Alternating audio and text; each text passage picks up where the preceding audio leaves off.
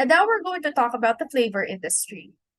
This is a sector in the industry that focuses on the creation and production of flavors in food, beverages, medicine, and even cosmetics.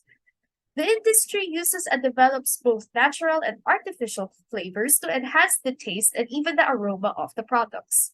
The flavor industry is greatly significant in the food industry as it is responsible for the creation and application of flavors.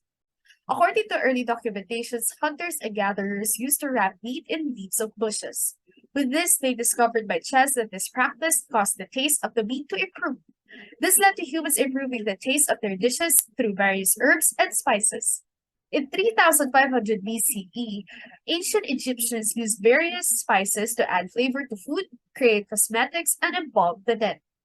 After years have passed, the use of spice have become much more widespread in different parts of the world. Trades of spices started especially in the Middle East, Mediterranean, and Europe. Moreover, valuable spices in Asia were transported using donkeys and caravans for about 5,000 years. During the Middle Ages, spices were extremely valuable to the point that they became the driving force of the world's economy.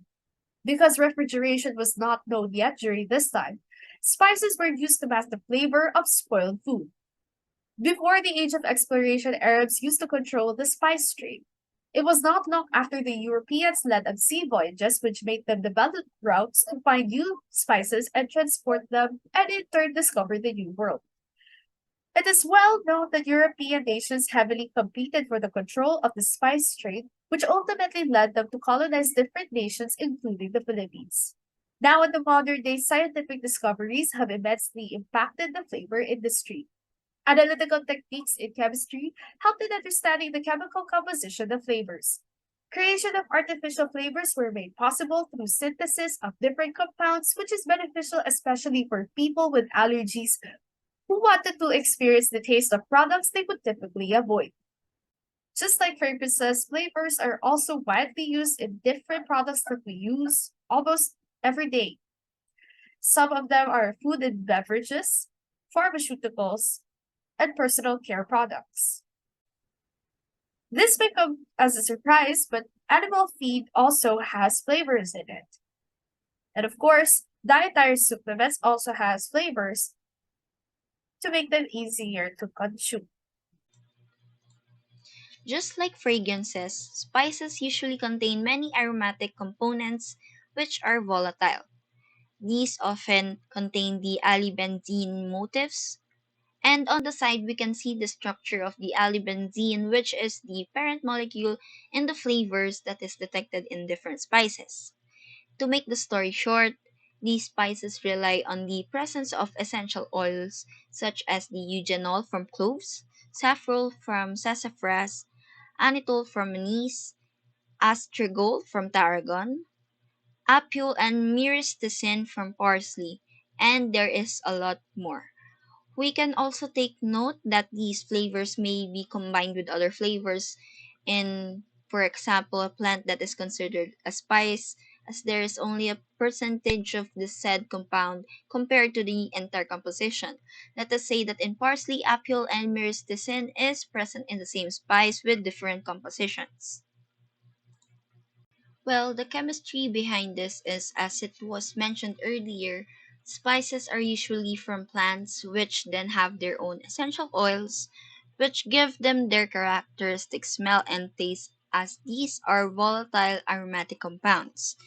Along with the chemical process that is involved in cooking, such as the heating or further extraction, they target the olfactory receptors, which is shown in this slide, that gives us the interpretation of the flavor enhancement of our food. So, to give a recap, spices owe their flavors to a variety of chemical compounds, such as the volatile organic compounds. These VOCs are responsible for the unique aroma and taste associated with different spices. Some common flavor compounds found in spices include terpenes, phenols, aldehydes, and ketones, which are the same with the essential oils that is used in fragrances. These compounds interact with our taste receptors and olfactory system, creating the sensation of taste and smell. Generally, the basic ideas behind how flavorings are made and how they are used are based on ideas that are hundreds of years old and have been improved and refined over time. Today, extraction, distillation, fermentation, and chemical synthesis are the main ways that high quality flavorings are made. They are done with the highest levels of care and quality to make the best tasting food. Allow me to discuss each of these techniques. First is extraction. Most of the time, people make use of this method. This is typically done by putting the flowers, leaves, and roots of a plant in a solvent and then taking them out after enough time has passed. In many cases, one can also boil the plant parts to get the chemicals out even faster. In the end, the extract is very concentrated and has a very strong taste. The second method is distillation. During this process, different parts of a liquid are separated by taking advantage of their different boiling points. Because of this, an extract can be used to find single, well-defined tasting substances. Slowly heating the mixture to a certain temperature is done after it has been extracted in a closed system. The steam is led up to a tall tower where it slowly cools down and condenses. The condensate is gathered and it only has one part of the original extract, which is the flavoring substance that is wanted. The third method is called fermentation. In fermentation, enzymes in the form of bacteria, yeast, or fungi are used to change living things or foods. Microorganisms change the fluids, most of which contain sugar, during the process. Depending on the raw material, the enzymes make different flavoring substances that people want. Because of this, these enzymes can sometimes be separated from plants and made on purpose from sugar using methods similar to making beer. The fourth and last technique is called chemical synthesis. Some people think of chemical synthesis as an option to getting flavors directly to cut down the costs of the process. However, this method has the drawback that the tastes made cannot be called natural, thus lowering the value of the product in the end.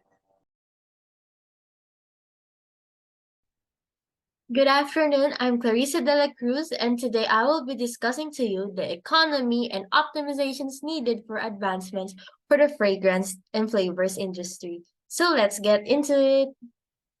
As stated in the report by the President's research, the size of the worldwide fragrances and flavor market was estimated to be $31.27 billion in 2021 and is projected to reach $44.18 billion by 2030, with a CAGR of 3.91% from 2022 to 2030. In 2021, a 32% sales share dominated the Asia-Pacific market. The perfume segment has a revenue share that is dominant by application in 2021 of about 5.4%. From 2022 to 2030, the fabric care market is projected to expand at a CAGR of 8.2%. The aroma chemicals market had a sales share of over 64.5% by components type in 2021. Lastly, from 2022 to 2030, the natural sector is anticipated to grow to 5.6% in the market. The impact of fragrances and flavor to people is actually greater than you think. Did you know that the sense of smell plays a crucial role in understanding mood, stress, and productivity? Further, research indicate that food consumption affects neurological responses and emotions, like the sensation of pleasure or fullness after a satisfying meal can even be mistaken for happiness. That's why the food industry has introduced additives to imitate flavors, resulting in consumers seeking transparency and opting for natural products.